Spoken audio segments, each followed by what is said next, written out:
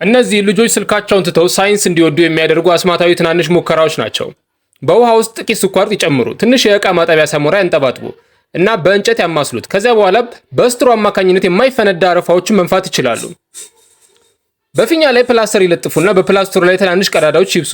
ፊኛው አይፈነዳም ብቻ ሳይሆን ልክ እንደ በረዶ የቆሙ የሚመስሉ የውሃ አምዶች ይረጫል።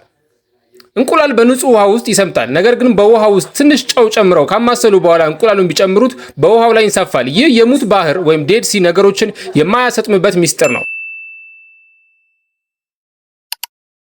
በጉንዳን ዙሪያ በማርከር ክብ ይሳሉ። ጉንዳኑ ምንም ያህል ቢሞክር ከክቡ ማምለጥ አይችልም።